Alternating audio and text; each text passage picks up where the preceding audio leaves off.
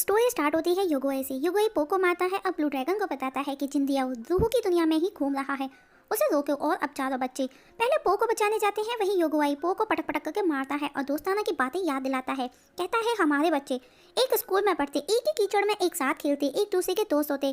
जिस पर पो कहता है तुम क्या मेरे लंगोटिया याद हो। तब वहाँ पर वो चारों पांडास बच्चे आकर के युगोए की पिटाई लगाती हैं और चारों योद्धाओं की सोल खड़ी देख रही थी और वो उसे उठा करके फेंक देते हैं।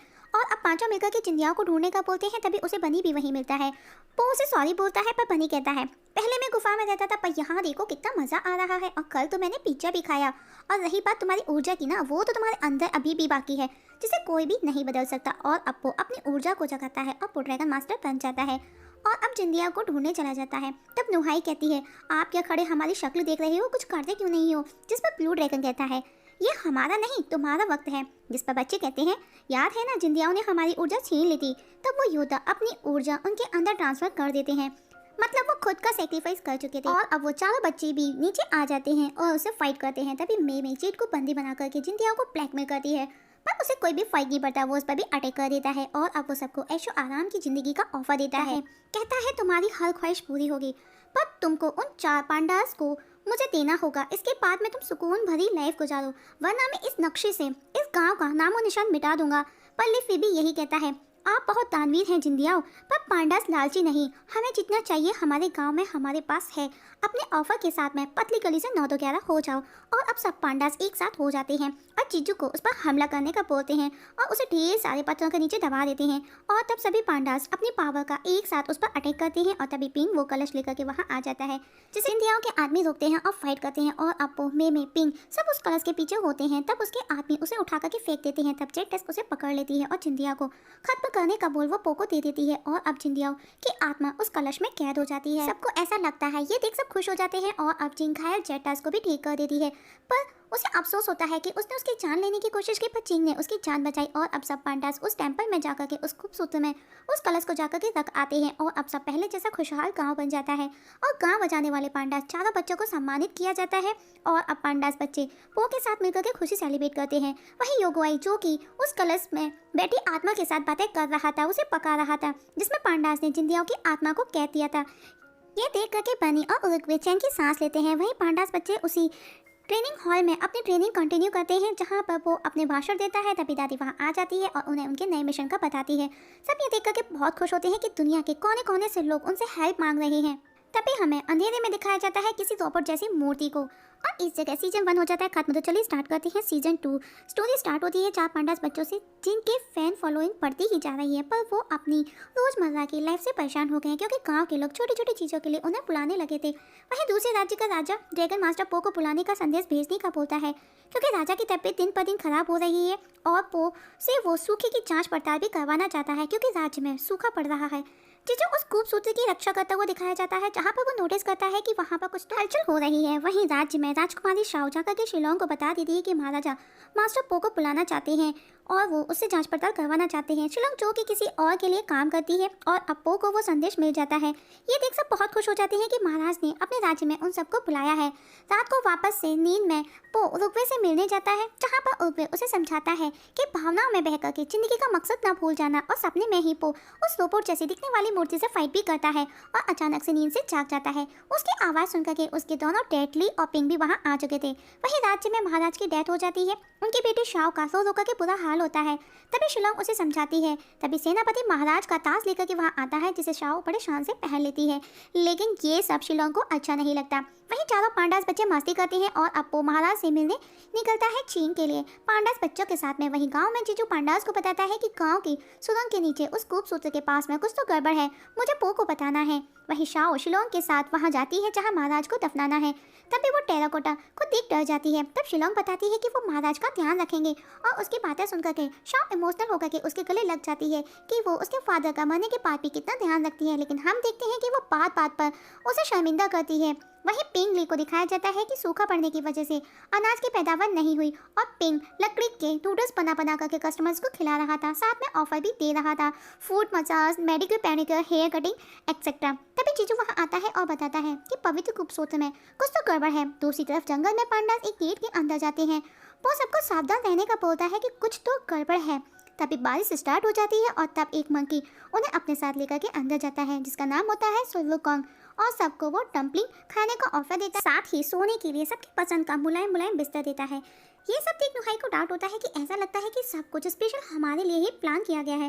फिर शिलोंग को शाओ सरप्राइज देती है एक ड्रेस में। वहीं जंगल में बाओ को वो मंकी मारने को होता है, तभी चिंग आकर के उसे बचाती है और उससे फाइट करती है। इसके बाद नुहाई, जो कि उन चारों का सपना था, और अब वो वहाँ से सबको साथ लेकर के निकलता है। तभी वो देखते हैं कि वो पो के भेष में सुल्वुकोंग था और अब सुल्वुकोंग उन्हें चैलेंज करता है कि पहले मुझे पहचानो, और तभी वहाँ पर ढेर सारे सुल्वुकोंग मंकी आ जाते हैं, जिससे सूरज से पहले उन्हें ढूंढना था असली सुल्वुकोंग। तब ही वो मास्टर पो को आजाद करा सकते हैं और अब चारों सुल्वुकोंग को पहचानने की कोशिश करते हैं। वो लोग ढूंढ ढूंढ करके परेशान हो चुके थे। तब नुहाई कहती है, तुम आके ये सब कर क्यों रहे हो? जिस पर सुल्वुकोंग कहता है, देवताओं को लगा कि मैंने वो लाल जिन्न चुराया है, जबकि ऐसा नहीं है और मुझे यहाँ पर 500 सालों के लिए कैद कर दिया गया। तब तक मैं यहाँ पर खुद का रिप्लेसमेंट ना कर दूँ तब तक। जिस पर फैंटेंग बोलता है, मतलब मास्टर पो को तुमने कैद कर लिया। वहीं ली और पिंग को दिखाया जाता है और दादी को भी आपस में खूब सूत्र को लेकर के बातें करते हैं कि अगर पो नहीं आया तो हमको ही कुछ करना होगा। वहीं सूरज निकलने वाला है, असली सुल्वुकोंग अभी तक नहीं मिला था। तभी फैंटेंग असली सुल्वुकोंग को पहचान लेता है, पर तभी सूरज निकल आता है, जिस पर वो चारों समझ जाते हैं कि वो उनका सपना है और वो नींद से जागते हैं और वहाँ से भाग जाते हैं। और उनके निकलते ही सुल्वुकोंग भी अपने श्राप से आजाद हो जाता है। राज्य में एक टक पो के लिए मैसेज लेकर के पहुँचता है, जिसे शिलोंग को दे देता है, जिसे शिलोंग पढ़ करके चला देती है। वहीं पांडास और पो को एक जहाज नजर आता है, पर वो उस तक पहुँच ही नहीं पाते। वहीं गाँव में ली, दादी, पिंग, जीजू उस खूबसूरत को लेकर के मीटिंग करते हैं कि उन्हें आगे क्या करना है। वहीं पांडास के लिए भेड़ियों का एक जहाज आकर के रुकता है। पहले तो वो पो को अपने जहाज से धक्का देकर के उतार देते हैं, पर जैसे ही उन्हें पता चलता है कि वो मास्टर पो है, वो उसकी खातिरदारी करने लग जाते हैं, पर वो उन चारों बच्चों को वहीं छोड़ करके चले जाते हैं। वहीं शिलोंग महारानी बनने का सपना देख रही है, तभी शाओ वहाँ आ जाती है और पाइपलाइंस वाले काम की जिम्मेदारी को देखने का बोलती है, पर शिलो उसे कहती है कि वो अपने फादर का शौक मनाए, अभी उसकी बहुत ज़रूरत है। वहीं पांडास बच्चे पो के पीछे जहाज पर कूद जाते हैं और भेड़िए उनको देख लेते हैं और उन्हें एक जगह बंद कर देते हैं। उनको लगता है मास्टर पो उन्हें ढूंढ लेंगे, पर मास्टर पो तो अपनी ही धुन में बिजी है। तभी वहाँ पर मेमी दिखाई जाती है, जो कि डांस करती है। वहीं पांडास के पास में वहीं मुर्गा आता है उन दोनों पिग्स के साथ में और उन्हें आज़ाद कराने के बदले अपना सोना मांगता है। तभी वहाँ पो आ जाता है और चारों को लेकर के जाने लगता है। तब वो मुर्गा उन पांचों को लेकर के बाहर का रास्ता दिखाता है, पर जोखिम भरा था, वो मना कर देते हैं। तभी उनको एक पुल नजर आता है और एक एक कर सब उस पर कूद जाते हैं। तभी भेड़िए वहाँ आते हैं और सब उस पुल से लटक जाते हैं। पुल टूट जाता है और सब नीचे गिर जाते हैं। वहीं जीजू, दादी, ली, पिंग उस खूबसूरत के पास जाकर के देखते हैं, जहाँ पर एक धमाका होता है और खूबसूरत गायब हो जाता है। वहीं शिलोंग अपनी बॉस को बताती है कि वो चार पांडास जल्दी ही यहाँ पर आने वाले हैं। वहीं पर पांडास किसी रेगिस्तान में पहुँचते हैं, सबका भूख से हाल बेहाल है। तभी वहाँ पर किसी की एंट्री दिखाई जाती है। वहीं गाँव में महल से 2 सिपाही आते हैं और वो बताते हैं कि महारानी शाओ ने उन्हें वहाँ पर खूबसूरती की चिट्ठी मिलने के बाद में मास्टर पो के बदले भेजा है आपकी मदद के लिए, और ली को वो एक दूसरे कमरे में ले जाकर के बंद कर देते हैं। वहीं महल में साओ के सामने एक खरगोश आता है सूखी का, जो बताता है तो साओ उसकी परेशानी देख करके खुद पाइपलाइन जाकर के देखने का बोलती है, पर शिलोंग उसे बड़े ही प्यार से समझा देती है और मना कर देती है। वहीं पांडास पर कुछ अजीब से दिखने वाले चूहे हमला कर देते हैं, पर बाओ को देख करके वो चिल्लाने लगते हैं, देवता बाओ की जय हो, और उसको अपने गाँव बंजरपुर का देवता बना देते हैं। उसके खातिरदारी करते हैं, उसका ताज पहनाते हैं। वहीं ली को वो दोनों सिपाही टॉर्चर करते हुए दिखाए जाते हैं। जीजू दादी को मसाज देता है। वहीं बंजरपुर में सबका भूख से हाल बेहाल है, पर बाओ अपनी अलग ही खुशी में खुश है। और अब बंजरपुर वासी अपने देवता से उस गांव के राक्षस को मारने भेजते हैं, क्योंकि वो उनके बच्चों को खा रहा था। बाओ बड़े ही शान से गुफा के अंदर जाता है और वो राक्षस को देख करके उल्टे पैर लौट आता है और कहता है कि उसने उसे मार गिराया। ये सुनकर के सब खुश हो जाते हैं, पर राक्षस की आवाज़ सुनकर के सब उसे झूठा देवता बोलने लगते हैं।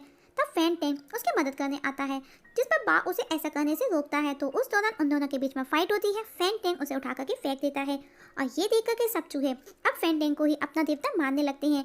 ये देख करके वो बेचारा खड़ा खड़ा शर्माने लगता है। वहीं गांव में सिपाही ली को मारने वाले थे, तभी पिंग दादी आकर के उसे बचा लेते हैं, जिस पर ली कहता है शुक्रिया, अब मैं ये आपका एहसान कैसे चुकाऊंगा। जिस पर दादी बोलती है पैसे देकर के चलेगा। वहीं रानी पाइपलाइन देखने के लिए निकलती है, जहाँ पर टेराकोटा उसे मारने उस पर अटैक करता है, पर तभी सेनापति शिलोंग आकर के उसे बचा लेती है और अपने साथ वहाँ से ले जाती है। वहीं गुफा में बाओ उस राक्षस से उन चूहों को खाने की मना करता है, रिक्वेस्ट करता है। तो फैंटेंग और उस राक्षस जिसका नाम चिलिन होता है उनके बीच में दोस्ती हो जाती है और चिलिन उन चूहों के बीच भी दोस्ती कर चुका था। वहीं टेराकोटा शिलोंग पर गुस्सा है, क्योंकि उसने शाओ को मारने से उसे रोक लिया। तब शिलोंग उसे उन पांडास को फीड करने का बोलती है। शिलोंग को अपना बचपन याद आता है कि किस तरह उसे कोई महल के दरबार पर छोड़ गया। तब महाराजा महारानी ने उसे गोद लिया और उसे बहुत ही प्यार किया, लेकिन जल्द ही उसे एक छोटी बहन शाओ भी मिल गई और प्यार बढ़ गया और वो अकेला महसूस करने लगी। तब उसे एक नई दोस्त मिली। तभी शाओ वहाँ आती है और हमेशा के जैसे उसे गिल्टी फील कराती है कि वो उसकी सगी नहीं गोद ली हुई बहन है।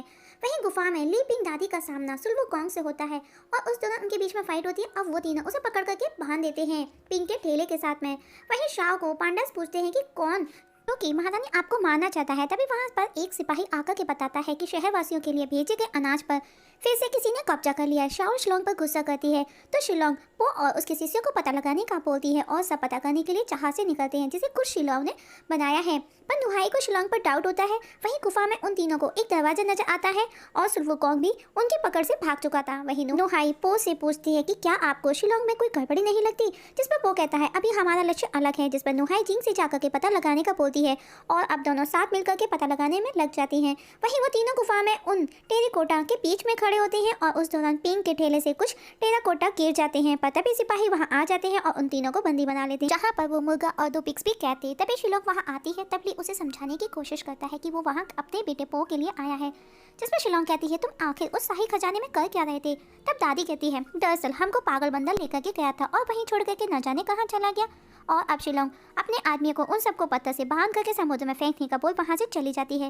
वहीं जहाज पर नुहाई जिंग किसी तरह अंदर पहुंचती है, जहां अनाज की जगह बारूद का ढेर देख करके वो बहुत खुश होती है और कहती है हाँ मैंने तो कहा था कुछ गड़बड़ है। तब जिंग कहती है तुमको ये फिक्र नहीं कि इसमें अनाज की जगह बारूद क्यों है। तब दोनों जाकर के पो को बताती हैं तो वो देखते हैं कि कुछ सिपाही वहां पर बंग में आग लगा रहे हैं। ये देख पांडास उन्हें रोकने की कोशिश करते हैं। तब एक सिपाही आग चला करके अंदर डाल देता है और तभी जोरदार धमाका होता है। नीचे खड़ी दादी ले पिंग जिनको समुद्र में फेंकने के लिए लाया गया था। तब दादी कहती है अरे नए साल में तो अभी वक्त है, तो ये पटाखे क्यों फूट रहे हैं। तब एक सिपाही कहता है पटाखे नहीं दादी, ये एक धमाका है जिसमें पो और उन 4 पांडास बच्चे उड़े हैं। और इतना सुन ली को बहुत गुस्सा आता है और वो रस्सियों को तोड़कर सबको बहुत मारता है और वो दुखी हो जाता है। तब दादी उसे संभालती है और आगे बढ़ने का बोल बदला लेने का बोलती है। वहीं जहाज पर बाओ सबको अपनी पावर से बचा लेता है, पर पो नुहाई की तारीफ करता है और उसे थैंक्स कहता है कि आज उसकी होशियारी की वजह से आज वो जिंदा है और अब वो आगे गोरमन सिटी की तरफ निकल पड़ते हैं और इस जगह ये स्टोरी हो जाती है खत्म। तो दोस्तों कैसी लगी कमेंट सेक्शन में कमेंट करके